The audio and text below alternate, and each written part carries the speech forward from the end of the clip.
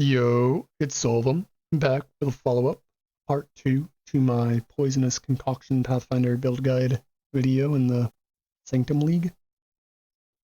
Since last video, I swapped the character up quite a bit. We acquired the frenzy stacking gear, some of the cool jewels, and just changed a lot, so there's going to be a lot to cover.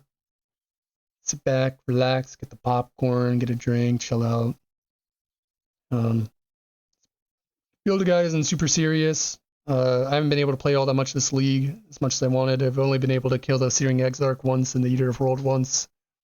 This is like my first league back in like a year or so, so I'm a little bit out of practice with the game. I'm no pro or expert by any means. Just a little bit of a guide for maybe some ideas. All right. So let's just jump in, discuss some of the cons of the character. First off, biggest con, it's a DOT build. There's nothing more to say there. If you played a DOT build, you'll kind of know. For those that haven't, biggest cons are the mobs don't die like the second you touch them, you know. Even if you have really, really good damage, they're still going to take like a 1/10 of a second or a 1/4 of a second or, you know, however long it might take, depending on your DPS. So they don't die instantaneously. They're not getting stunned. This character doesn't currently have like any sort of temp chains or chilling. So the mobs are a little bit more threatening, and loot will drop in kind of weird places.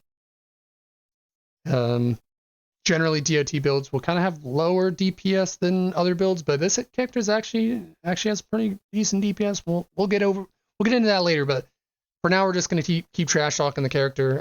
Other cons of the character is it's a bit expensive. The frenzy stacking gear is a little bit expensive. Mostly the Feral's Fur, just an expensive body armor, like 10 divines or something already. Very, very expensive item. And also a lot of the unique jewels can be expensive. Currently are pretty damn expensive. Like Unnatural Instinct is very, very nice in this build, almost mandatory. It just frees up so many skill points and has so much value. And things like Impossible Escape also are stupid expensive. I'm pretty sure they're like 20, 30 div now. And that jewel's really good. And like allows you to push the character even further. So it's really expensive and like the highest end, and for the cost, you're not getting like super crazy value out of it. So other characters, other builds could perform a little bit better. That being said, I don't think that there's going to be a Poisonous Concoction build that's going to perform all that much better for overall game content than what I've made here.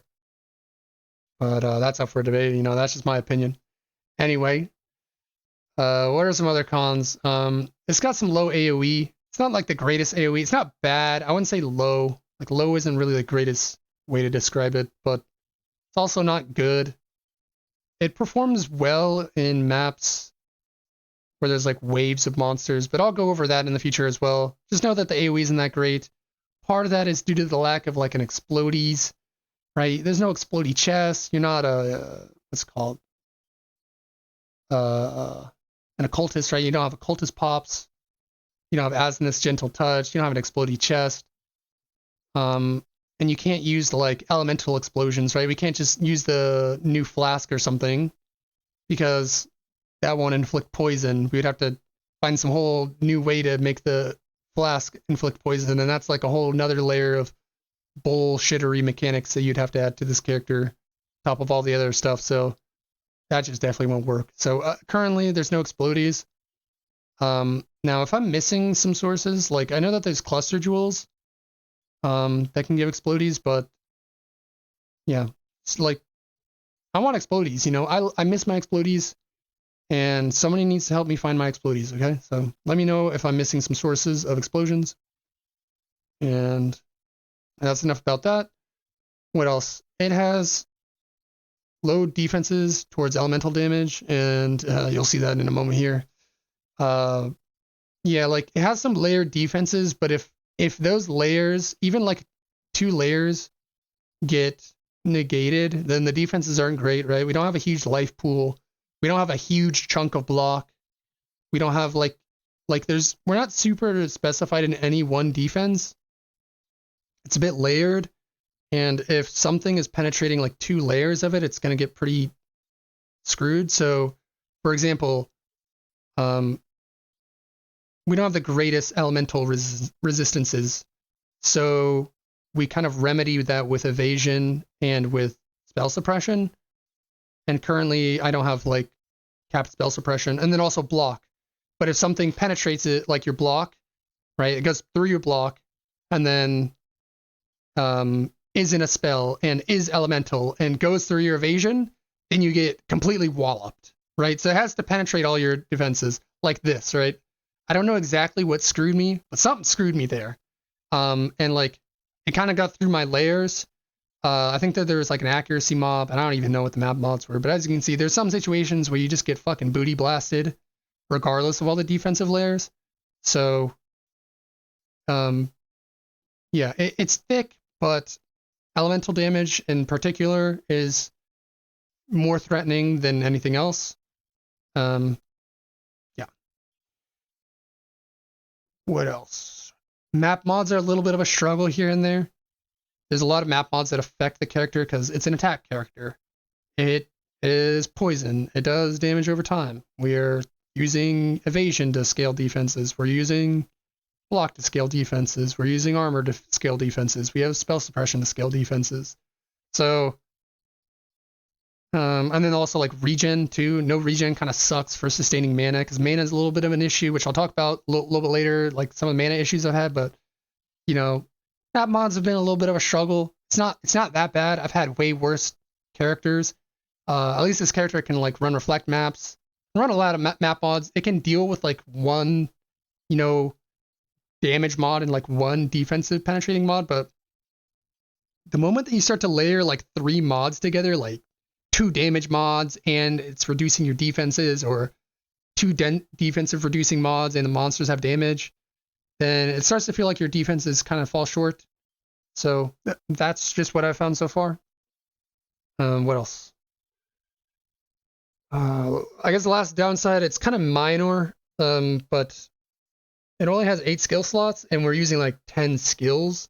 So sometimes I have to press control to use like focus and the totem. And I know I could rebind them, but I kind of just like pressing control and swiping my hand across QWERT so that I pretty much like buff up and for bossing, and it's really mindless. So that's probably a downside that I found. Like I kind of like I'm kind of lazy, you know. I don't really want to press control if I don't have to, but that's about it. As for pros, there's also a lot of pros to this character. First off, yo, this character is actually thick. I mean, just look at some of this shit. I mean, we've got 50 FPS running on my toaster of a computer. And we're in Delirium T5. Actually, this is a T16, I think. T15 or T16 map with, I think, double beyond and a bunch of league mechanics going on. Shit's getting ghosted. Like, it's a little bit crazy, all right? So this character's defenses are pretty damn good. As I say that, we're bringing up a clip of me doing a boss for the first time. I don't know how to avoid this, like, you got some sort of, like, power spheres or something that you're supposed to disrupt, I'm guessing, but I don't know the mechanic. I didn't know, I went into this fight blind, so I died. Somebody let me know what I was supposed to do, and next time I'll do it deathless. But yeah. Anyway, like, this character's pretty dang thick, all right? It can take a hit. It is very easy to play. It's not like challenging to execute. You know, some characters are a little bit more mechanical. Like, you kind of have to focus on the gameplay a lot or something. This character, you don't really have to focus too much on your positioning or the gameplay all that much. Really, the only super interactive spell I would say is Plague Bearer, and even then, it's not that big of a deal. RIP, I'm stupid. Don't flame me in the comments. Don't fucking flame me, all right? I don't know what I'm doing. All right, so yeah, anyway, as I said, it has pretty decent damage. Pretty decent damage. Decent single target. It's not crazy, you know, you're not pushing 20 plus million single target DPS. You're not globaling anything, but it's really consistent. Fighting bosses is like clean. If you know the mechanics, it's very fast and evasive. Like the character is real smooth. It's quick. It's sustainable. You're never. It doesn't. It's not like front loaded or cooldown reliant. It's very consistent. You know, there's a lot of characters that are maybe require everything to kind of align for everything to go well, and then you do a lot of damage, but you might run around for 4 phases and do fucking nothing. This character's not like that. You know, you're going to be able to find opportunities and windows to do damage a lot of the time during phases, be able to move around and be maneuverable. Yeah, it's smooth, it's easy to play, it's thick, it has nice chaos resistance. Plus you're a Pathfinder, the greatest ascendancy, so you know, flask sustain, you can pretty much piano, like flask piano. It's just very thoughtless, very smooth to play. Not too hard to understand how the character works either. All right, I think we're about to finish killing this guy. As I said, you know, character's pretty well rounded, has its pros, has its cons. It's not perfect. And in a second here, we'll hop over and show you what I'm up to. Show you the path of building, some of the gear, some of the changes. Yo. So now we're gonna go ahead, hop in game, discuss the gear and passive skill tree, and shortly after we'll hop into path of building and discuss some stuff there. So let's just go ahead and start off with the main, or like core part of the build, the replica Feral's Fur. The main part of this item is that it generates our frenzy charges. It does that by the second line of text on the item, which says gain up to maximum number of frenzy and endurance charges when you gain cat's agility. Cat's agility is a buff that you obtain from aspect of the cat, which we have crafted on our amulet, which grants us this skill here. And during cat's stealth, you gain 100% crit chance, increased stealth, and 15 chance to avoid all damage from hits. And then during cat's agility, you get 10% increased attack and cast speed. So every time that you gain cat's agility, which we'll gain here in a second, after cat's stealth goes away, you gain your maximum frenzy charges and endurance charges, and you gain the buff itself. And then when this buff ends, you gain cat's stealth. And they just alternate back and forth. That's how our character generates frenzy charges and endurance charges, as well as you get onslaught while you have cat's agility, which is quite nice, and aspect of the cat has no reservation, along with making cat's agility last longer. So this item is pretty cool. It's the first time I've ever used one, and it's a fun item to use, but it's damn expensive. So yeah. Second item I have here is a Circle of Nostalgia. I happen to pick this up for like 4 divines, which is, I think, an incredible price, and has really good modifiers on it. I honestly don't think I could ask for a better ring, especially at that price. So this isn't necessary for the character, but I think it's a really good item to have and has allowed a lot for my character. So yeah, this thing's pretty crazy, especially for 4 div. You don't need one with +1 max frenzy charges. And you could also get one that has like chaos res while you have Herald of Agony if you want. And there's other implicits that are pretty good, but yeah, this one's really fucking sick, I'm not gonna lie. And I have a Devouring Diadem here with a decent enchant. I don't know if it's the best enchant. I need to test some other enchants. Honestly, I think that Reservation might be one of the best, because it's not too great of enchants, but this one probably gives the most DPS. You can get like Poisonous Concoction damage or AoE, which might even be better. If anything, the AoE might be the best enchant because you might be able to get better overlaps and just better AoE clear. But I haven't put it in a POB and seen like how much radius you get. But this one seemed pretty sick, and I was able to haggle the guy down for down one divine. So I messaged a bunch of people, and just he was the first guy that would actually cut 1 divine off. So I bought this one. That's about it. And then we have snake bites, and I have one that has +2 AoE gems.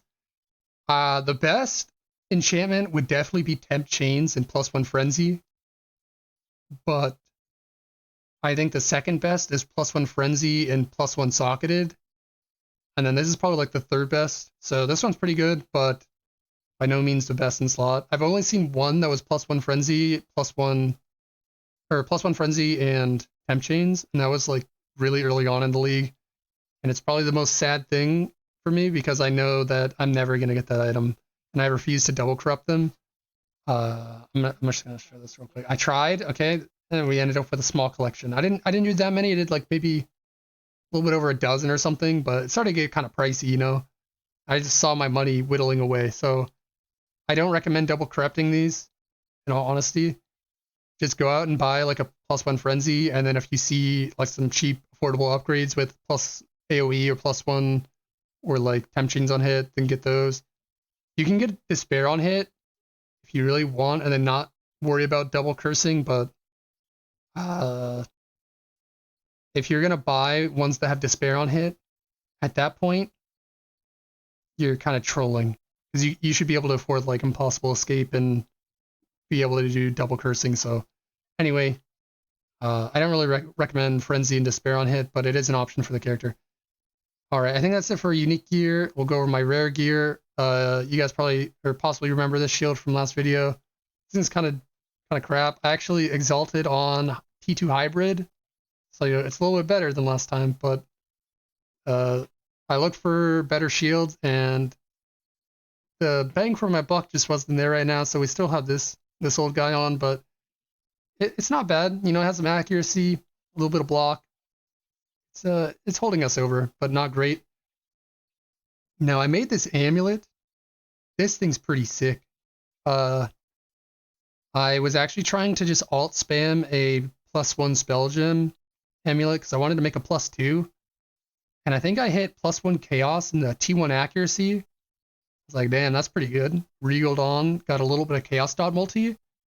I was like, all right, I can definitely keep that. So I just added aspect of the cat on it and put the oils on for the sovereignty, and this is what we have. And I also have this ring here.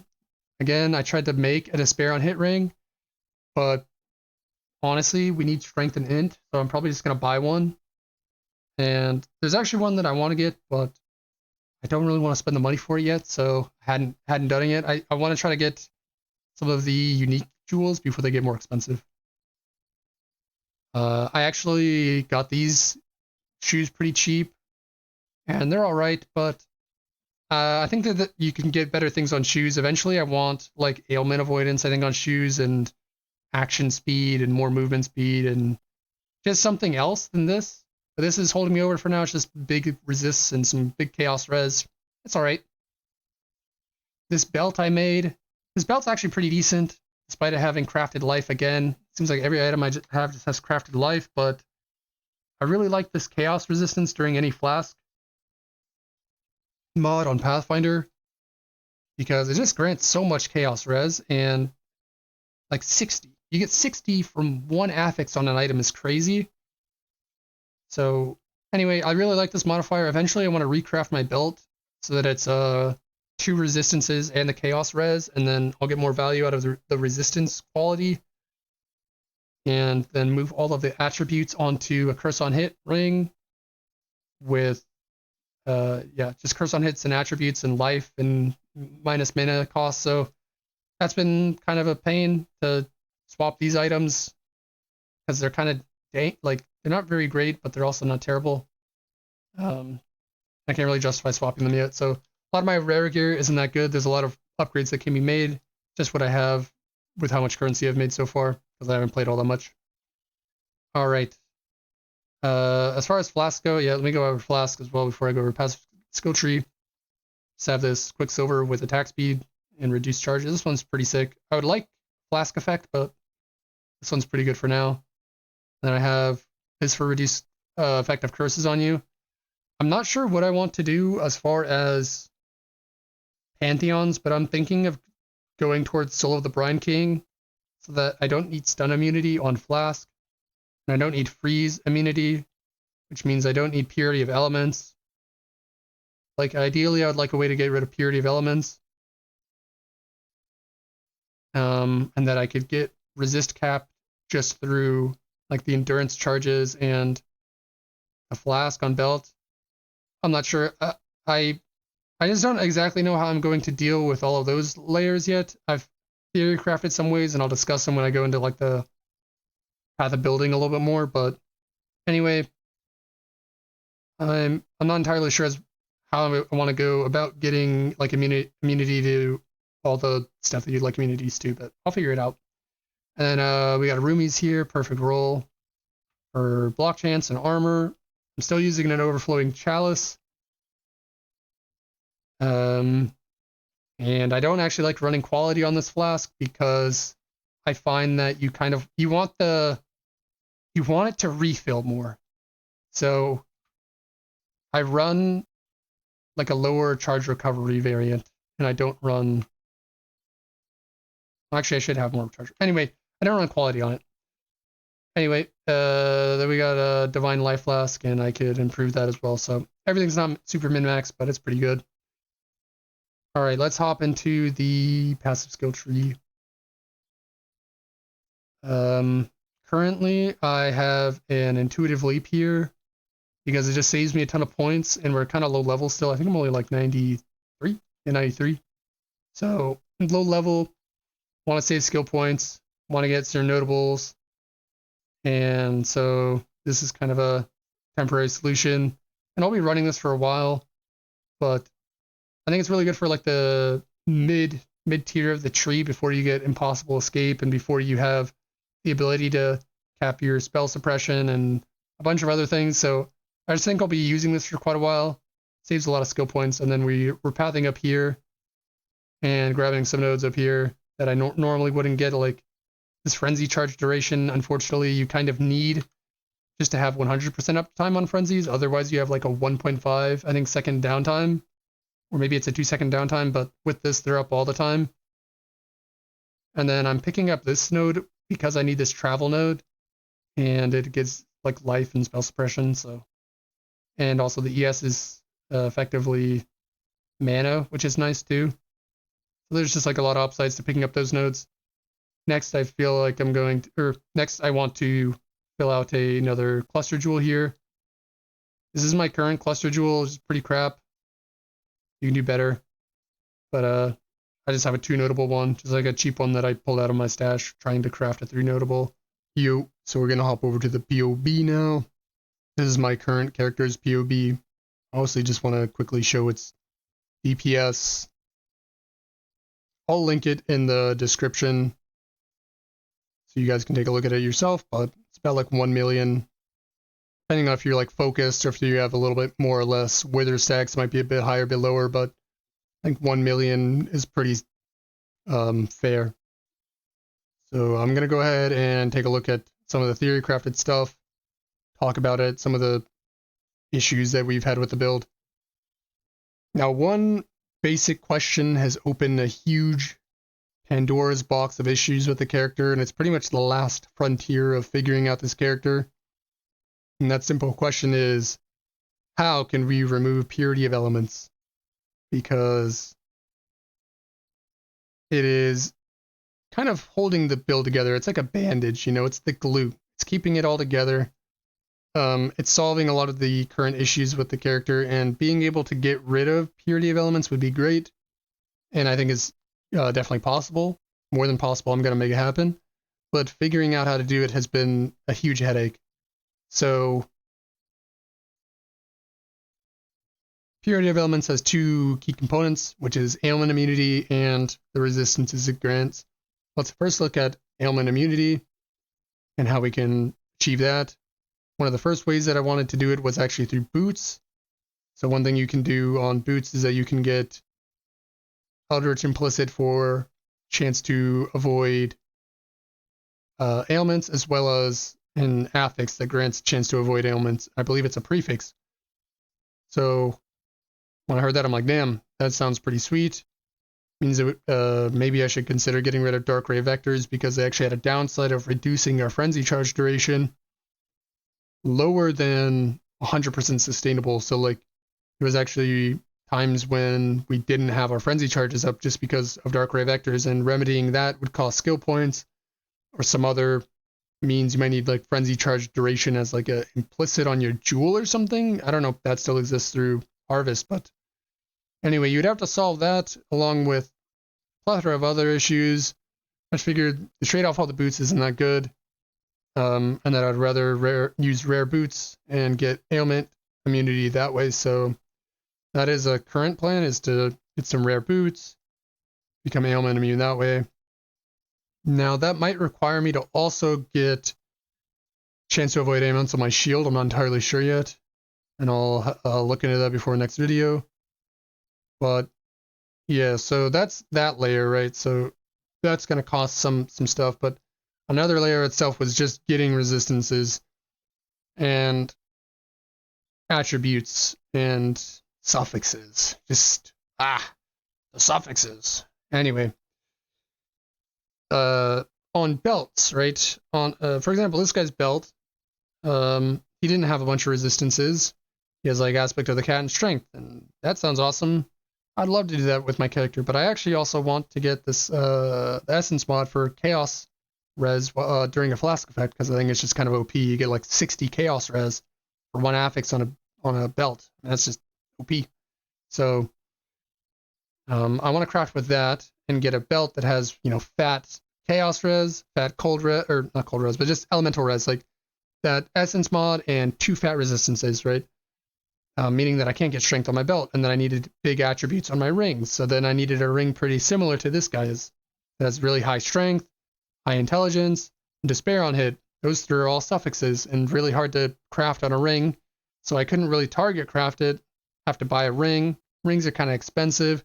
Don't really want to spend the money on the rings right now. Would rather try to spend it on a jewel. So there's that issue. And then you actually like, so to even start crafting the belt, like before I even want to start, you know, spending money gambling with essences, I want to have my ring set out, right? And then on top of that, like I might need the ailment immunity suffix on a shield, meaning that we can't have accuracy on a shield, which then means we need accuracy somewhere. So there's a few ways to solve that. You can get like malevolence reservation efficiency, or you can get accuracy, like a high T1 accuracy roll on your amulet. But again, that's a little bit hard to target, especially when you're trying to craft, you know, a +3 or a +2 amulet. So that's a challenge. This is an item that I just imported from POB, and this one's sick. This is like a fairy tale item that costs multiple divines.